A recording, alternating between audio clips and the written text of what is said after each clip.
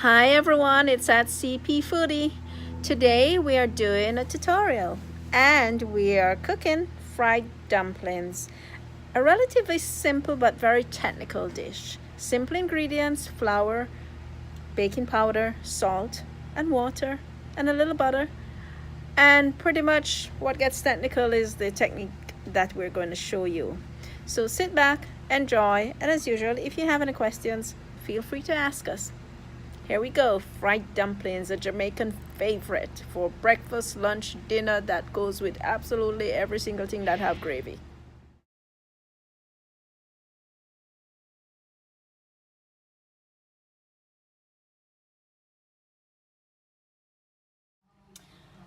Hi everyone, so as promised, here is a fried dumpling recipe that we have been developing for a few months, maybe even a year.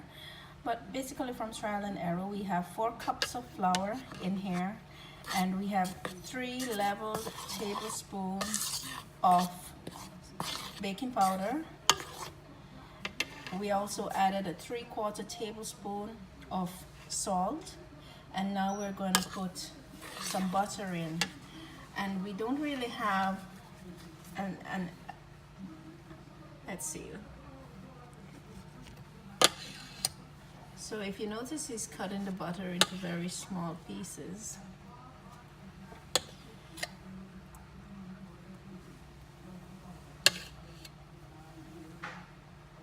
And we start with a 1 tablespoon chunk of butter, but we're just shaving off from that to put into this mixture. And everybody has a different mixture when it comes to fried dumpling. Some people add more butter, some people add milk. We don't. We just go with the, I would say, the classic fried dumpling as we know it from the country areas of Jamaica. So he's incorporating the butter into the flour, salt, and baking powder mixture.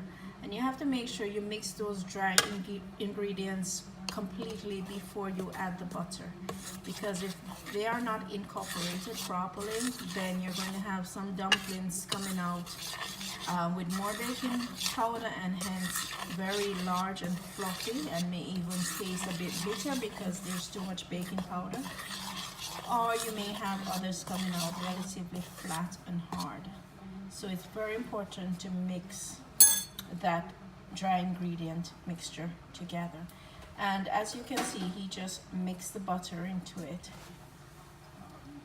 The next step is to add some water, and we just go with like bottled water.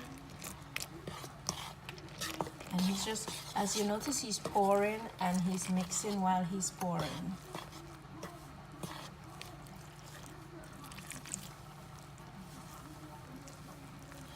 The reason he's doing this slowly, where he's adding the water and then he's mixing in as he adds, is because you don't want to just add a certain amount of water. So we're not really estimating here. We started with a regular Zephyr Hills bottle of water, which is what's the 16 ounces, 16.9 fluid ounces, and he has added to the point of almost half the bottle. So this is what you want, a dough. So basically, after adding the water, what you can see here, we've added probably about 8 ounces of water already to the 4 cups of flour, and he's gently just pulling that flour together with his fingers. He's not kneading, so there's no palm action or strong arming the flour, the mixture here. The dough is just being gently pulled together with the fingers, and a little bit more water is added to bring it together. So it's really, you just keep adding water until it comes together to form a nice dough. So why do you use this method of using your fingers to kind of mix and shred at the same time? because I don't want to actually, let it be too compact or too hard. So I kind of, make sure I have the correct amount of water and not let it too dry. And when I feel I have the, some consistency where all of the flour is come together, or it's come together, you kind of just have to gauge it a little. I think I have that thing now. So what I start doing, instead of pushing down, I just squeeze. You notice I'm squeezing. I'm not pushing down like kneading. So I squeeze it together. Because when you push down, it's like you're getting it really hard, and it's like when you're doing ball dumplings, and we're not doing that. So you can see this has come together nicely into a dough that's not wet, not hard. It's still fluffy, it's still buttery, but it's not soft. And what are you gonna do with this now?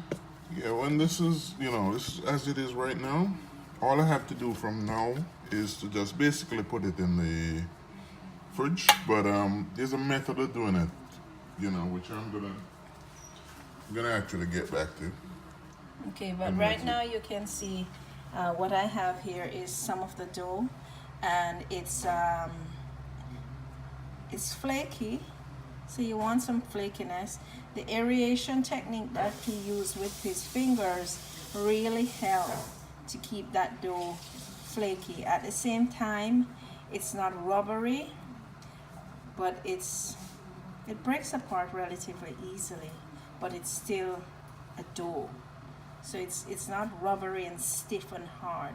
It's still flaky. You can see if I do that, there's still some oil, some butter residue on my finger, and that's what you're trying to do. You're trying to get it not too greasy, but you want it pliable and still flaky. So after this is all done, you want to make sure you get a piece of paper towel, that you damp and squeeze it out. Just make sure it's not wet, but just damp. And you actually put this over a container like that. Make sure it's covered. Okay, it's not wet, damp as I said, and you're gonna put this in the fridge for about 15 minutes, 15 to 20 minutes. Don't worry about it staying longer. The longer the better. If it stays over the 15 minutes, that's fine, but minimum of 15 minutes. Okay, and just an update on the amount of water we use. This is what's left from the bottle for 4 cups of flour. So we probably use about 9 ounces of water, but as I say, you have to go slow and mix as you go so that you do not end up adding too much and having your dough too soft. Hi everyone, welcome back.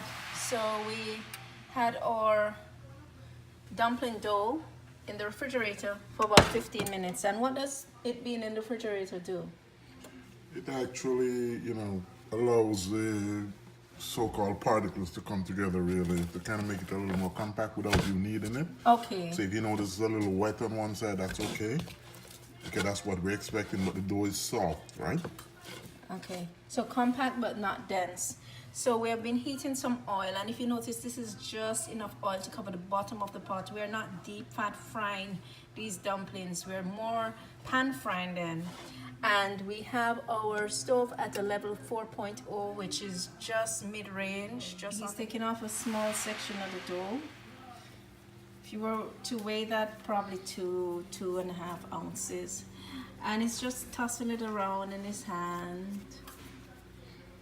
And there we go. We're thumbing and rolling. No heavy duty. You notice there's no use of the palm through this entire process. It's just a finger thing that we're doing here because we don't want the dumplings to get hard. And there, just thumb and flatten it out a bit because you need to give it space to eventually swell up. And the heat isn't too high, so it's going to take time to cook. That's why you do not need a lot of oil, because it's not high heat. It's a low heat, a medium low heat, and as you can see,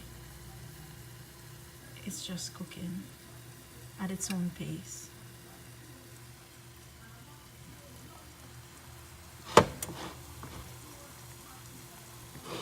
Look at the shapes. They're almost perfectly uniform.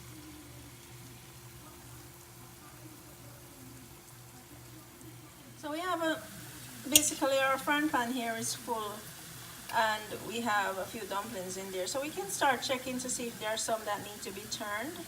And there's no time on this, honestly. You just have to flip it over the first ones and make sure you check to see the color. And look at that, beautiful, wow, golden brown with that little center there where you put your thumb. But it's a beautiful golden brown color, and that's what you're trying to achieve basically.